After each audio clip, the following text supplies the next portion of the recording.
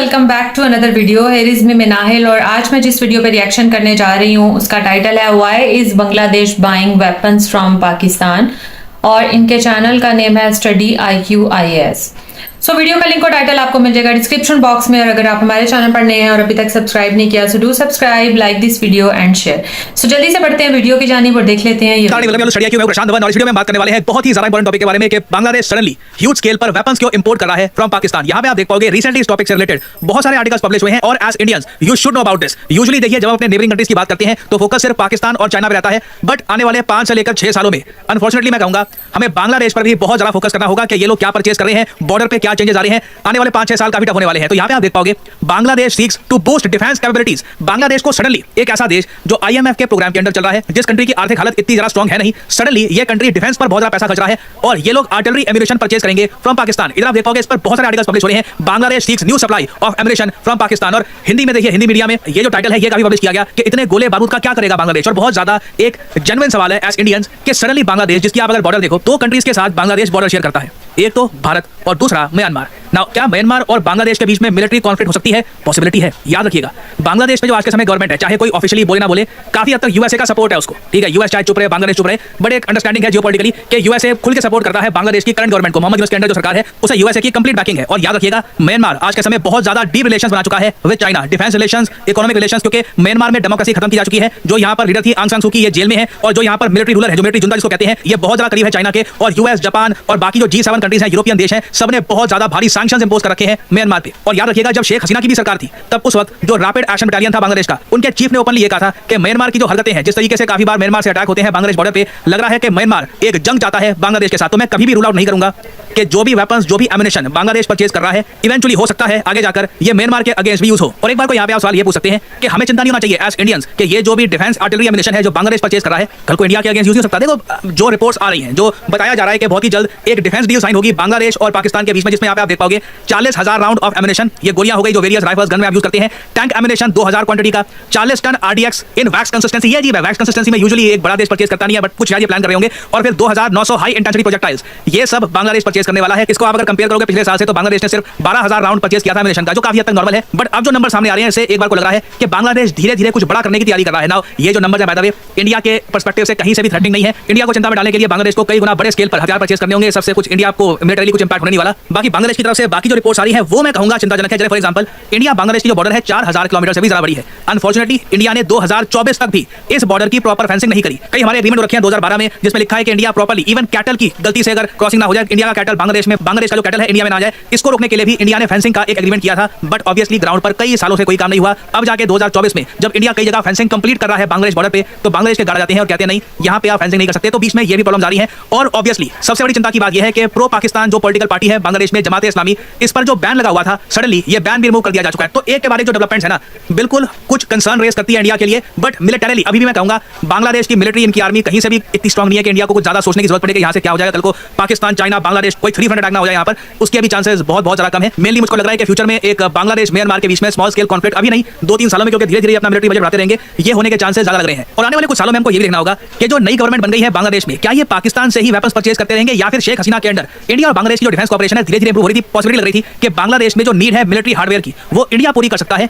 क्या अब ये गायब हो जाएगी? इंडिया के लिए एक बहुत ही बड़ा डिफेंस इक्विपमेंट का बायर क्या जा चुका है, ये भी देखना होगा। याद रखिएगा 2023 का ये जो आर्टिकल है, India eyes Bangladesh as a market for range of military hardware. Bangladesh को मिलियंस ऑफ डॉलर्स का एयर डिफेंस सिस्टम, मिसाइल्स और फाइटर जेट्स बहुत कुछ परचेज करना था। इंडिया ने $500 मिलियन का line of credit for defence भी प्लान किया था बांग्लादेश के लिए कि इतने का ये जो डिफेंस इक्विपमेंट है इंडिया से परचेज कर सकते हैं और पेमेंट आराम से किस्तों में देते रहेंगे। तो लगता नहीं है कि ये भी अब कुछ ज्यादा रिजल्ट दे पाएगा। याद रखिएगा सबसे बड़ी बात है सबके बीच में, बांग्लादेश को ना इलेक्ट्रिसिटी सप्लाई के लिए, पावर सप्लाई के लिए ही इंडियन कंपनीज को, प्राइवेट और सरकारी कंपनियों को $1.8 बिलियन की पेमेंट अभी करनी है। तो आने वाले समय में देखिए बांग्लादेश इंडिया के लिए एक काफी बड़ा हेडेक बन के रहेगा। काफी कुछ यहाँ पे होगा, कुछ मेजर डेवलपमेंट सामने आती है तो मैं आपके लिए updated videos in the future लाता रहूंगा। और फाइनली आप लोगों से मैं सवाल पूछूंगा, देखिए 28,000 करोड़ का बजट आउटले ये बनाया गया है भारत में नई स्मार्ट सिटीज बनाने के लिए। आपको बताना है कि कितनी नई स्मार्ट सिटीज बनाई जाएगी इस 28,000 करोड़ के बजट से। ये हैं यहाँ पे आपकी ऑप्शंस। रिसेंटली इस टॉपिक पर बहुत सारे आर्टिकल्स पब्लिश हुए हैं कि देखिए इतने नई स्मार्ट सिटीज आने वाली हैं। क्या 5 नई स्मार्ट सिटीज आएंगी, 29 नई स्मार्ट सिटीज, 12 या फिर 500? कमेंट सेक्शन में करिए उत्तर। जो लोग सही आंसर देंगे उनकी कमेंट को मैं हार दे दूंगा ताकि बाकी लोग समझ पाएं कि सही आंसर क्या है। स्टडी IQ के जो 2025 के बैच है, सभी बैचेस ये इस महीने के अंत में खत्म हो जाएंगे। अगले महीने बड़े चेंजेस किए जाएंगे, तो प्रीलिम्स के लिए तैयारी करने का टाइम अब लिमिटेड बचा है। आपके पास एक गोल्डन अपॉर्चुनिटी है कि जो आखिरी के 3 दिन है इस महीने के 29th, 30th एंड 31st, आप एक मैसिव डिस्काउंट पर स्टडी IQ के बैच में कर सकते हैं एनरोल। इसके बाद देखिए 2025 के बैचेस समाप्त हो जाएंगे, कोई भी 2025 का बैच सामने नहीं आएगा। तो आपको करना क्या है, कमेंट सेक्शन में जाइए, यहाँ पे आपको मिलेगा ये लिंक, इस लिंक पर क्लिक करो, यहाँ पे आप परचेज कर पाएंगे स्टडी IQ का प्रतिज्ञा प्लस बैच। बट जो यहाँ पर प्राइस लिखा है, नेवर पे दिस प्राइस, और आपने बात नोट करी होगी, यूजुअली आप अगर यहाँ पे कोड लगाते थे तो ये प्राइस बन जाता था 25,000 के आसपास। बट इन 3 दिनों में, आखिरी के जो 3 दिन है 2025 बैचेस के, यहाँ पे आपको मैसिव डिस्काउंट मिलता है। 24,000 के प्राइस में आप परचेज कर सकते हैं ये कोर्स। वैलिडिटी होगी इस कोर्स की 30 महीने की। लाइव क्लासेस यहाँ पे आपको मिलेगी, 1-to-1 मेंटरशिप, जो एंश्योर करेगी कि कोर्स परचेज करने के बाद आप बस सोना जाए कि हाँ कोर्स ले लिया, बस तैयारी होती रहेगी। यहाँ पे एंश्योर किया जाता है कि आप इस कोर्स को प्रॉपर्ली फॉलो करें, क्लासेस को रेगुलरली अटेंड करें। और ऑब्वियसली स्टडी IQ आपको एक प्रिपरेशन बॉक्स भी देता है, जहाँ पे आपको स्टडी IQ के ब्रांडेड मैप्स, स्टडी IQ की ब्रांडेड नोटबुक्स, ब्रांडेड पेन्स, उसके अलावा वेरियस और एकेडमिक बुक्स जिसमें polity, art and culture, geography, various topics की इंपॉर्टेंट इंफॉर्मेशन आपको मिलेगी। और अगर आपने प्रीलिम्स क्लियर कर दिया तो सीधा जो ये अमाउंट है 24,000 का, ये भी आपको वापस रिफंड कर दिया जाएगा, और फिर आप मेंस और इंटरव्यू की तैयारी करेंगे free of cost. So use the code PD10 and save money. याद रखिएगा, ये जो 3 दिन है 29, 30, 31st, last days of study IQ's 2025 batch. इसके बाद मैसिव चेंजेस आने वाले हैं। So use the code PD10 and save money. इसी नोट के साथ यह वीडियो का thank you for listening as always. May the gods watch over you.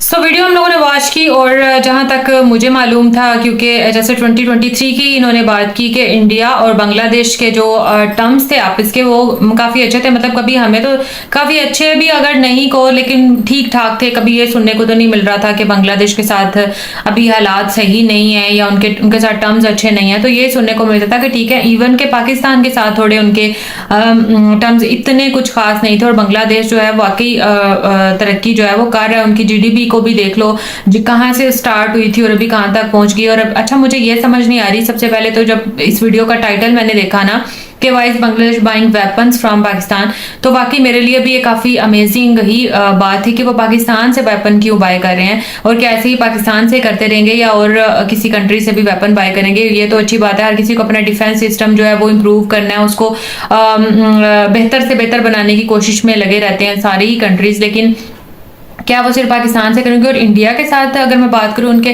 Terms की, जैसे कि उन्होंने बोला कि कैटल भी एक दूसरे का उसमें ना आ जाए, तो उसके लिए भी फेंसिंग की जा रही है। लेकिन अभी उन्होंने अचानक से फेंसिंग करने से भी मना कर दिया कि आप यहाँ पर फेंसिंग नहीं कर सकते। तो मतलब इनके टर्म्स मुझे ऐसे ही देखने को मिल रहे हैं कि सही नहीं है। इसलिए इस टॉपिक पे जो है ना वो प्रशांत सर की भी वीडियो आई है।